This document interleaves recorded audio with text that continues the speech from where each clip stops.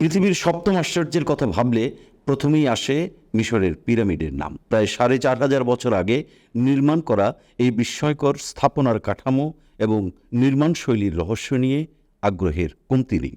ভিন গ্রহ থেকে আসা কোনো এলিয়ন স্থাপনাগুলো বানিয়েছিল, কিংবা শস্য সংরক্ষণের জন্য ফারাওরা এগুলো তৈরি করেছিল, এমন নানা ধারণা প্রচলিত আছে পিরামিডকে ঘিরে।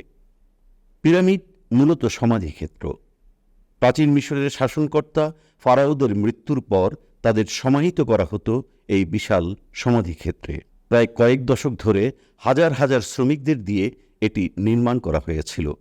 কিন্তু প্রশ্ন আসে, ফারাওরা কেন এই স্থাপনা নির্মাণে এত সময় ও অর্থ ব্যয় করেছিল?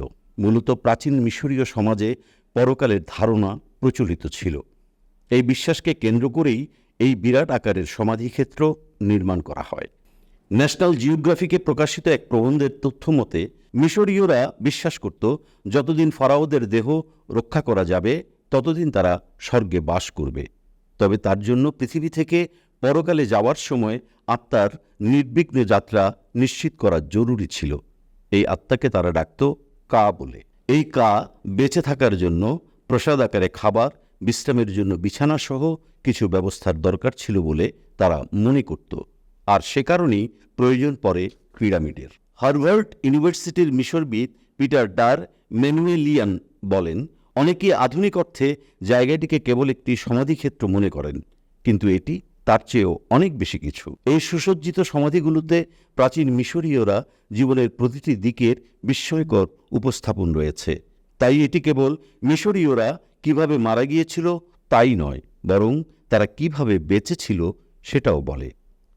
পিরামিড নির্মাণের আগে মিশরীয়দের কবর দেওয়ার পদ্ধতি ভিন্ন ছিল। তখন সমাধি দেওয়া হতো চারকোনা ছোট আকৃতির ঘরে, যার নাম ছিল মাস্তাবা। পিরামিডের কথা বললে প্রথমেই যে ছবি ভেসে ওঠে তা হল মিশরের গিজার গ্রেট পিরামিড। ৪৫০ ফুট বা ১৩৯ মিটারের বেশি উচ্চতার এই পিরামিড খুফুর পিরামিড নামেও পরিচিত। কায়রোর উপকণ্ঠ গিজায় অবস্থিত ৩টি পিরামিডের মধ্যে এটি সবচেয়ে পুরাতন এবং বড়। তবে নির্মাণের সময় খুফুর পিরামিড আরও কিছুটা উঁচু ছিল বলে ধারণা করা হয়।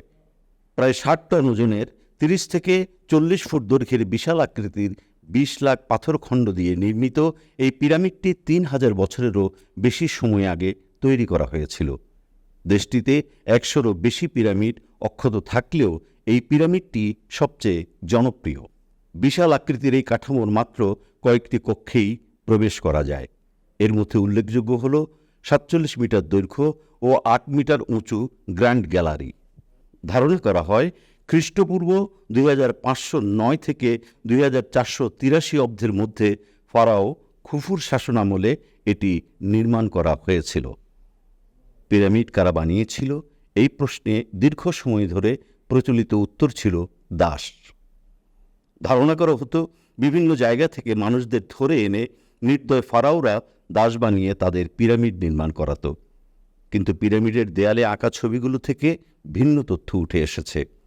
এ নিয়ে হার্ভার্ড বিশ্ববিদ্যালয় থেকে স্বাধীনভাবে প্রকাশিত হার্ভার্ড ম্যাগাজিনে জনাথন শ প্রত্নতত্ত্ববিদ মার্ক লেহেনারের দীর্ঘ অভিজ্ঞতা তুলে ধরেছেন।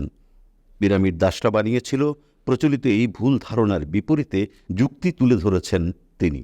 মার্ক লেহেনারের পিরামিড নির্মাণকারীদের বসবাসের শহর খুঁজে পাওয়ার বিষয়টি উল্লেখ করে লেখাটিতে পিরামিডের কারিগরদের জীবনযাপনের বেশ কয়েকটি দিক তুলে ধরা হয়েছে। বিশেষ করে তারা সেখানে যে ধরনের খাবার খেতেন তা থেকে বোঝা যায় দাস বা সাধারণ কর্মী না, তারা ছিলেন দক্ষ কারিগর। বিংশ শতাব্দীর গোড়ার দিকে আমেরিকান প্রত্নতত্ত্ববিদ জর্জ রিজনার পিরামিডের দেয়ালে আঁকা গ্রাফিতি দেখতে পান, যেখানে পিরামিড নির্মাণকারীদের খুফুর বন্ধু হিসেবে উল্লেখ করা হয়েছে। মিস্টার লেহেনারের ধারণা, মিশরীয় সমাজ কিছুটা সামন্ততান্ত্রিক ব্যবস্থায় প্রচলিত হতো, যেখানে প্রায় প্রত্যেকেই শাসকের সেবা করতেন। মিশরীয়রা একে বলতো বাক।